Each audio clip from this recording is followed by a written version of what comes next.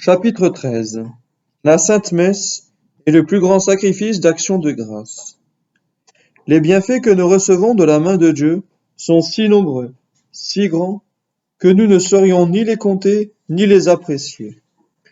Dieu nous a créés, pourvus de nos sens et de nos membres, dotés d'une âme formée à son image. Cette âme, il l'a sanctifiée par le baptême, choisie pour épouse, confiée à la garde de l'un de ses anges. Il prend soin de nous comme un père prend soin de ses enfants. Dans la pénitence, il nous pardonne nos péchés. Dans l'Eucharistie, il nous nourrit de sa chair et de son sang. Il supporte avec patience nos scandales, attend toujours que le temps amène notre conversion. Il nous envoie des aspirations salutaires, nous prévient par sa grâce, nous instruit par le ministère de ses prédicateurs, nous préserve de mille maux, exauce nos humbles prières, nous console dans nos peines, nous fortifie contre la tentation, accepte nos bonnes œuvres et nous comble d'une foule d'autres bienfaits. Comme si ces grâces ne suffisaient pas, il nous en accorde une qui les surpasse toutes. Il nous adopte pour enfants. Saint Jean célèbre ainsi cette insigne faveur. Citation. L'amour que nous a témoigné Dieu le Père est si grand qu'il nous a nommés et que nous sommes véritablement ses enfants. Fin de citation. Saint Paul ajoute, citation. Parce que nous sommes les enfants de Dieu, nous sommes aussi ses héritiers. Fin de citation. N'est-il pas étrange de voir de pauvres enfants tels que nous devenir les enfants et les héritiers légitimes du Seigneur Tout-Puissant? Mais là ne s'arrête pas la liste des bienfaits divins. Il y en a d'autres plus précieux. Nous étions tombés au pouvoir de Satan. Dieu nous délivre par son Fils. Dieu, qui a tant aimé le monde, dit Jésus-Christ, qu'il a donné son Fils unique. Il l'a donné non seulement en le revêtant de la nature humaine, mais en le livrant pour nous à la plus douloureuse des morts. Ajoutons que Dieu, non content de faire participer ses amis à cet inappréciable bienfait, y admet même ses ennemis. Telle est la théologie de saint Paul. Citation. Ce qui fait éclater davantage l'amour de Dieu pour nous, s'écrit le grand apôtre, c'est que lorsque même que nous étions encore pécheurs, Jésus-Christ est mort pour nous. Fin de citation. Dieu ne nous eût-il accordé d'autres grâces, nous ne pourrions assez le remercier d'une telle faveur, moins encore nous acquitter envers lui. Mais il s'est assujetti pour nous à une vie misérable, terminée par la plus ignominieuse, la plus cruelle des morts. Quelle dette infinie! Osorius dit, citation, « Si vous receviez beaucoup de quelqu'un, vous seriez obligé, sous peine de passer pour un ingrat, de le payer en retour. Comblés par Dieu de bienfaits sans nombre, nous ne saurions donc moins faire que nous ne demandait avec David. » Citation. « Que rendrai-je au Seigneur pour tout ce qu'il m'a donné ?» Fin de citation. Et avec le prophète Michée, citation. « Que puis-je offrir au Très-Haut qui soit digne de lui ?» Fin de citation. Ou encore avec le jeune Tobie, citation. « Que lui donnerons-nous qui égale à ses services ?» Fin de citation. Écoutez la réponse de David, citation. « Immolez à votre Dieu un sacrifice de louange et rendez vos vœux au Très-Haut. » Fin de citation. Quel est ce sacrifice de louange, sinon la Sainte Messe? Et comment remerciez-vous mieux votre bienfaiteur qu'en y assistant dévotement? Le divin sacrifice, suivant saint Irénée, a été institué pour nous fournir de quoi témoigner notre reconnaissance à notre Dieu. Le saint docteur veut dire que si, par nous-mêmes, nous n'avions rien de convenable à offrir au ciel, Jésus-Christ nous a laissé dans sa mystique immolation un objet proportionné à notre dette. Les paroles du missel sont une autre preuve que la messe est un sacrifice d'action de grâce. En effet, le prêtre dit au Gloria, citation, « Nous vous louons, nous vous bénissons, nous vous adorons, nous vous glorifions, nous vous rendons grâce à cause de votre gloire infinie. Seigneur Dieu, Roi du ciel, Père Tout-Puissant. » Fin de citation. À la préface, il chante, citation, « Remercions le Seigneur notre Dieu. Il est vraiment juste et raisonnable, et équitable et salutaire de vous remercier toujours et en tout lieu Seigneur, Saint, Père Tout-Puissant, Dieu éternel par Jésus-Christ notre Seigneur, etc. Fin de citation. La louange qu'expriment ces paroles est si parfaite que nos lèvres ne sauraient en faire entendre une plus magnifique. Remarquez enfin les mots qui précèdent immédiatement la formule de la consécration. Citation. Il prit du pain entre ses mains saintes et vénérables, et, levant les yeux au ciel, il rendit grâce. Fin de citation. Ô aimable élévation des yeux de mon Jésus, précieux et incomparable témoignage de reconnaissance. Comme vous suppléez à tous les remerciements dont nous sommes incapables. Notre Seigneur renouvelle chaque jour à la messe ce qu'il a fait le jeudi saint. Or, cette action de grâce d'une personne divine ne peut être qu'infinie, comme celui dont elle émane. C'est dire assez que Dieu y trouve une satisfaction sans mesure.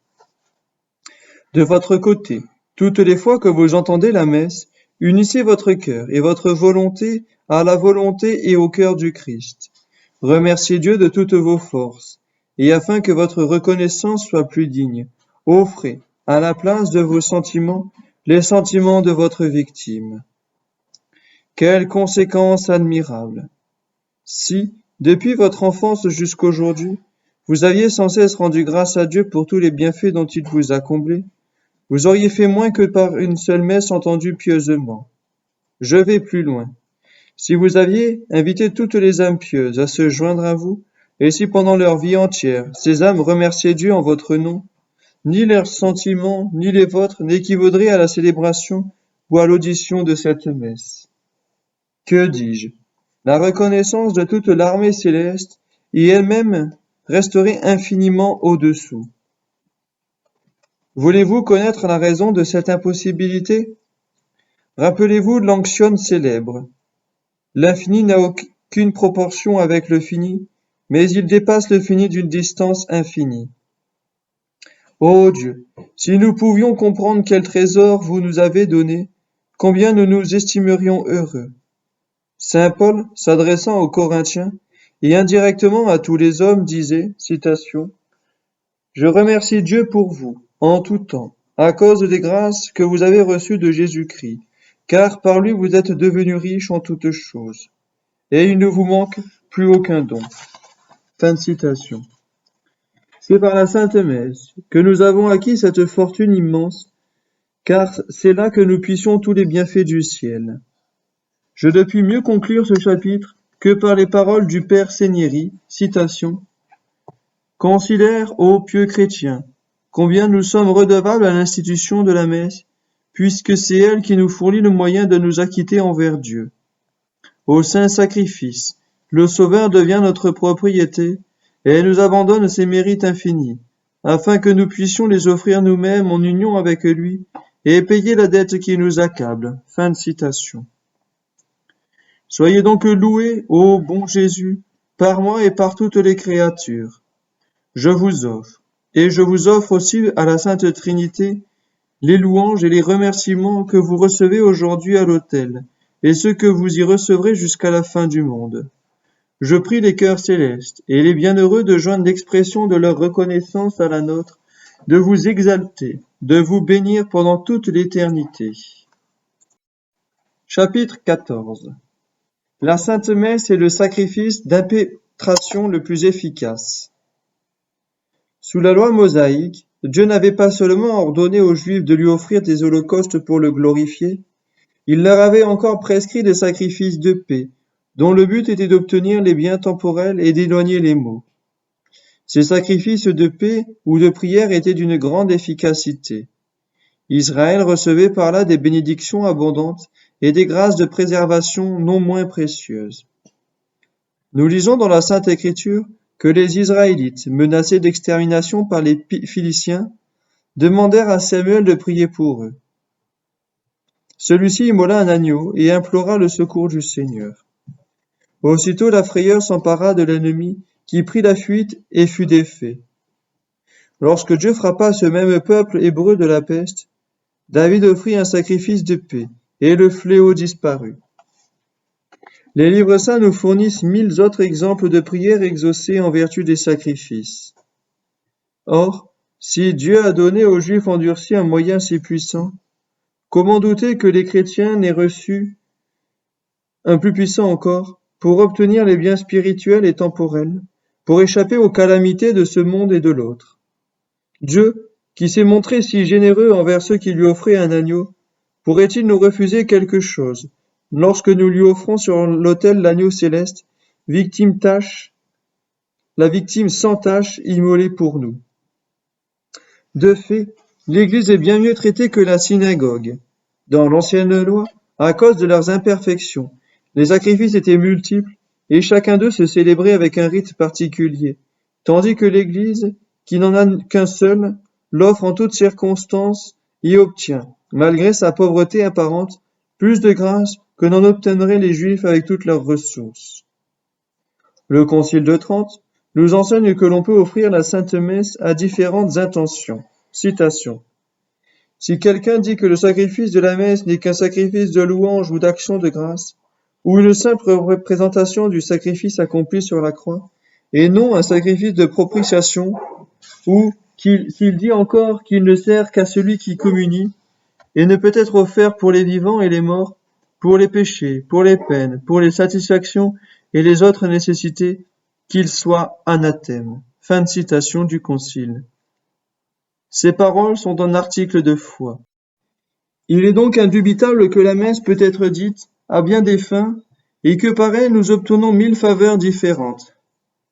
Je puis l'entendre ou la faire célébrer pour la plus grande gloire de Dieu, pour la plus grande joie de la très sainte Vierge, en l'honneur des anges et des saints, pour mon salut, pour la conservation ou le recouvrement de ma santé, pour être préservé du mal, pour obtenir le pardon de mes péchés, l'amendement de ma vie et la grâce d'une bonne mort. Je puis demander tout cela pour l'universalité des fidèles, comme pour mes parents et mes amis. Je puis aussi me proposer la délivrance des âmes du purgatoire. Les docteurs nous apprennent quelle est la valeur impétratoire de ce sacrifice. Citation. Il est souverainement efficace, dit Marchand, à cause de la dignité de la victime, et Dieu n'y refuse rien, quel que soit le nombre des solliciteurs. La raison, c'est que Jésus, le principal sacrificateur, est infiniment agréable à la souveraineté majesté, que les mérites offerts par lui sont inépuisables, et que sa passion, son sang, ses plaies, ont vertu sans limite. Fin de citation. Saint Laurent Justinien établit la même doctrine en disant, citation, « Aucun sacrifice n'est si utile, si grand, si agréable au Seigneur que le saint sacrifice de la messe, dans lequel les mérites de notre médiateur lui sont offerts de nouveau. Si le prêtre qui dit la sainte messe, si le peuple qui l'entend, place devant ses yeux cette passion et cette mort douloureuse, leurs prières seront infailliblement exaucées. » Fin de citation. Sous l'ancienne loi, Dieu défendait aux juges d'accepter aucun présent. Citation. Tu ne feras exception ni des personnes, ni des présents, car les présents aveuglent les yeux des sages et changent les paroles des justes. Fin de citation. Défense prudente. Il est impossible en effet qu'un riche cadeau n'agisse pas sur la rectitude du jugement. Où est le cœur assez ferme pour demeurer indifférent? Où est la balance qui ne penche point du côté où pèse une somme d'argent? S'il en est ainsi dans les choses humaines, croyez-vous qu'il n'en sera pas en quelque sorte de même dans l'ordre divin? Ah, Dieu n'a pas un cœur de pierre, mais un cœur sensible. Il recevra avec joie un don tel que la Sainte Messe, et il modifiera sa sentence. Il y a cependant une différence entre Dieu et l'homme. C'est que les présents, qui, au dire de l'Écriture, aveuglent celui-ci, ne sauraient obscurcir les yeux de la sagesse infinie. C'est avec la plénitude de ces lumières que le Seigneur mitigeait son arrêt, lorsque nous lui offrons ce sacrifice sublime. Nous sommes certains qu'au moment où il le reçoit de nos mains, sa justice s'unit à sa miséricorde pour remplir notre espérance. Citation. À la messe, dit Kiseli, nous n'implorons pas seulement la miséricorde, nous nous adressons aussi à la justice. Qu'offrons-nous en effet? L'humanité du Christ qui, pour la gloire de son Père, comme pour notre salut, a été flagellée, couronnée d'épines, crucifiée. Cette humanité qui, par l'union hypostatique, a été en oubli au plus haut degré. Nous offrons ses blessures, ses larmes, son précieux sang. Tout cela est à nous, en sorte que nous achetons à un prix élevé les grâces que nous demandons. Fin de citation. Par l'oblation du Saint-Sacrifice, nous donnons même plus que nous ne pouvons recevoir. Il n'y a donc aucun motif de craindre qu'une prière si raisonnable puisse être rejetée. Que sollicitons-nous? Quelque chose de créé? Qu'offrons-nous? Une victime divine. Comment le Dieu libéral, qui ne laisse pas sans récompense le verre d'eau donné en son nom, ne nous exaucerait-il point lorsque nous lui présentons avec ferveur le calice plein du sang de son Fils, de ce sang divin qui demande grâce pour nous et appelle à grands cris la miséricorde? Le Sauveur a promis à la dernière scène que toutes les requêtes présentées en son nom au Père céleste seraient favorablement accueillies. Or, ces requêtes trouverons-nous jamais une meilleure occasion de les présenter qu'à la messe, où Jésus, immolé pour nous, est placé devant les yeux de son Père? Autre cause d'efficacité. Citation. Quand un prince est prisonnier, dit saint Bonaventure, on ne lui rend la liberté qu'à la condition d'une forte rançon. Ne laissons pas nous-mêmes partir le Sauveur, qui est notre captif à la Sainte Messe, avant qu'il nous ait promis le ciel. Fin de citation. Il semble que le prêtre s'inspire de ce sentiment, quand il élève l'hostie consacrée, comme s'il voulait dire au peuple, voyez, celui que le monde ne peut contenir est en notre pouvoir, nous ne briserons point ces liens avant d'avoir obtenu ce que nous désirons. C'est le cas de répéter les paroles de Job, à l'ange qu'il tenait entre ses mains victorieuses. Citation. Je ne vous laisserai point aller avant que vous ne m'ayez béni. Fin de citation. Montrons par quel exemple ce qu'on peut obtenir de la sorte. On lit dans la chronique des Capucins qu'en 1582, il y avait à Spello une femme pieuse que son mari maltraitait journellement et qui, après quelques années de cette triste existence, était réduite au désespoir. Un jour, deux Capucins, les frères Lactance et François de Murcie, vinrent chez elle demander l'aumône. La pauvre femme leur dépeignit en pleurant sa propre misère. Les religieux s'efforcèrent de la consoler. Ils l'engagèrent à entendre la messe chaque jour et à unir ses afflictions à celles du Sauveur immolé pour elle, l'assurant que son bourreau finirait par s'amender. Elle les remercia, leur promit de se conformer à leur avis, leur fit l'aumône et ils continuèrent leur tournée. Son impitoyable mari ne lui permit pas d'aller à l'église les jours ouvriers. Aussi, s'affligea-t-elle beaucoup de ne pouvoir suivre le conseil de ses charitables visiteurs, mais à quelque temps de là, l'homme entreprit un voyage lointain, durant lequel elle eut la liberté d'assister régulièrement au saint sacrifice. Elle le fit dans les sentiments de la plus grande piété, recommandant sa personne et celle de son mari à la miséricorde divine, et conjurant le Seigneur de changer ce cœur endurci. Or, un matin, le voyageur revint à l'improviste. « Où est ma femme ? demanda-t-il aussitôt. « À la messe où elle va chaque jour, répondit la servante. À cette nouvelle, le misérable, au comble de sa fureur, s'emporta contre l'absente. En invectives passionnées, il menaça même de la tuer, et, joignant l'action aux paroles, dès qu'elle rentra, il la saisit par le cou pour l'étrangler. En cette extrémité, la malheureuse implora le secours du ciel par les mérites de la Sainte Messe. À l'instant, le Seigneur frappa de paralysie le forcené, qui ne put ni consommer son crime ni détacher ses mains du cou de sa victime. Son impuissance ne fit qu'irriter sa colère. Il crut à un sort et redoubla d'imprécations. Cependant, ses membres devenant de plus en plus rigides, il fallut bien reconnaître que cette circonstance singulière eut une punition du ciel. Il se repentit donc de ses péchés et promit à sa femme de se corriger si elle obtenait sa délivrance. Tout d'abord, elle se défia de sa sincérité, estimant qu'il valait mieux avoir un mari paralysé qu'un bourreau cruel. Mais persuadée à la fin, elle joignit ses prières aux siennes jusqu'à ce que Dieu les exauçât. Ce châtiment fut utile au pécheur, car il changea de conduite, devint meilleur pour sa compagne. On le vit même souvent, dans la suite, avec elle à la Sainte Messe. Citation. Par les mérites d'une telle offrande, écrit Molina, L'homme peut obtenir de Dieu ce dont il a besoin pour son salut, et il n'a autre moyen aussi efficace. Fin de citation. C'est ce que nous croyons avoir suffisamment prouvé dans ce chapitre. En effet, à la messe, nous ne prions pas seuls. Avec nous et pour nous, prient les prêtres, les anges, le Sauveur lui-même. Non contents de prier, nous offrons à Dieu en même temps que nos prières un don infini. Si dans de telles conditions nous ne sommes pas exaucés, où et quand le serons-nous? Cependant, objecterez-vous, Dieu n'écoute pas toujours ceux qui lui offrent ce divin sacrifice. Le Père au bas répond, citation. Bien que nous puissions être exaucés de Dieu plus facilement par le saint sacrifice de la messe que par tout autre moyen, l'infaillibilité de l'effet est souvent subordonnée à certaines lois, que peu de personnes savent remplir. Fin de citation.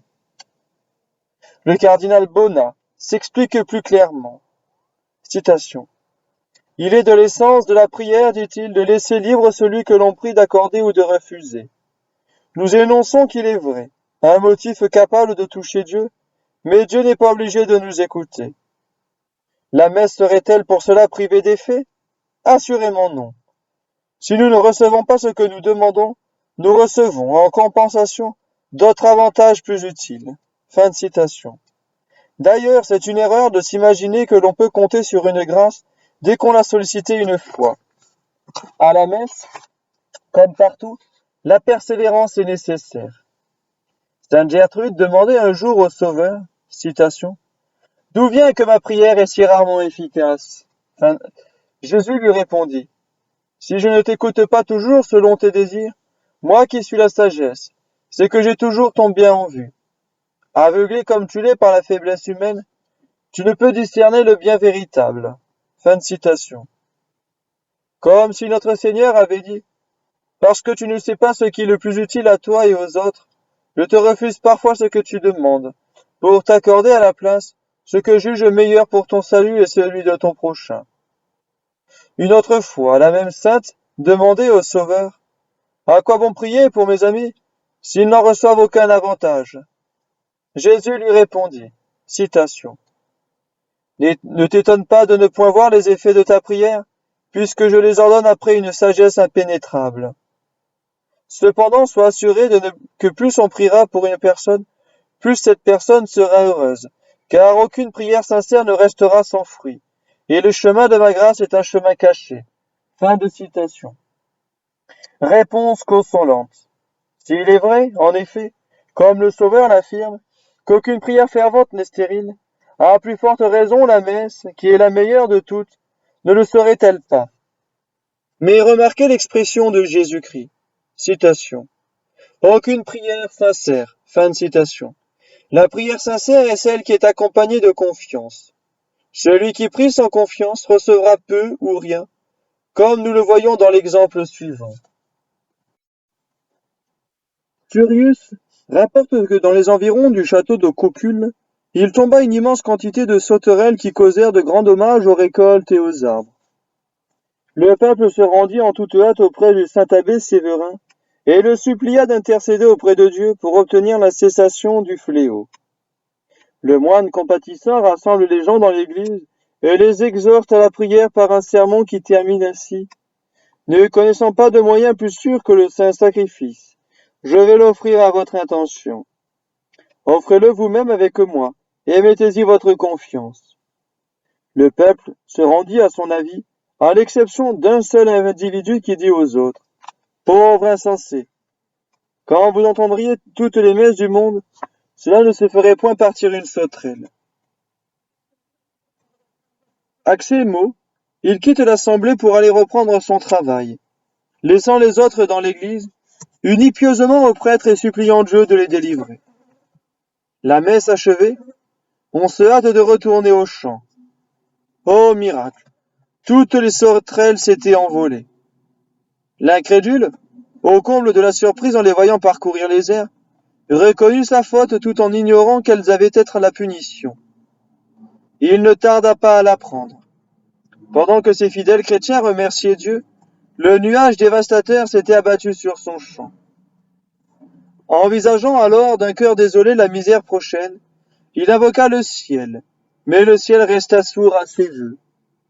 Les terribles insectes n'allèrent plus loin qu'après avoir tout dévoré chez lui. Le discours de saint Séverin, la célébration de la messe et les réflexions de l'incrédule sont des suppositions très vraisemblables du père Martin de Cauchène, mais rien de plus. Surius se contente de dire que, dans cette extrémité où aucun secours humain n'était possible, le saint abbé convoqua les fidèles à l'église pour implorer le ciel et défendu de s'occuper davantage des sauterelles, dans la crainte d'un acte de défiance ne provoqua la colère de Dieu. Or, un des assistants, homme pauvre et peu de foi, ne tient pas compte de la recommandation du saint.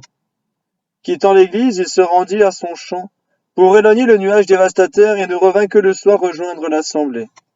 Le lendemain, au point du jour, l'angoisse dans l'âme, il retourna au lieu où l'appelaient ses préoccupations et trouva ses moissons toutes dévorées, tandis que les insectes malfaisants, obéissant aux ordres du ciel, avaient épargné les terres voisines. C'était une note du traducteur. Reprise de la lecture. Ce récit nous montre deux choses, la puissance de la Sainte Messe et la confusion réservée à ceux qui la méprisent ou la tournent en dérision. Loin d'imiter les mécréants de Cocule, ayons à l'exemple que ce bon peuple, dans le saint sacrifice une confiance absolue. Écoutez les pressantes exhortations de l'apôtre. Citation. Allons avec confiance devant le trône de la grâce, afin d'y recevoir miséricorde, et d'y trouver du secours dans nos besoins. Fin de citation. Quel est ce trône de la grâce? Ce n'est pas le ciel, puisque nous ne pouvons pas y monter. Ce n'est pas non plus l'arche d'alliance, qui n'était qu'une simple figure. C'est l'autel sur lequel l'agneau de Dieu s'immole, l'autel où il offre sa vie pour nous obtenir miséricorde. Oui, allons chaque jour à ce trône de la grâce chercher les secours qui nous manquent. Allons-y avec une dévotion confiante, nous souvenons que c'est le siège de la miséricorde et non celui de la justice. Disons à Dieu, me voici, ô Père infiniment bon. Je viens pendant le saint sacrifice, au trône de votre grâce, implorer pardon et assistance. C'est sur cet holocauste sacré que je fonde mon espoir, car la valeur en est infinie comme la victime. Ainsi, vous voilà contraint de m'accorder le bienfait que je sollicite, bienfait, si en harmonie d'ailleurs avec votre gloire et avec mon salut.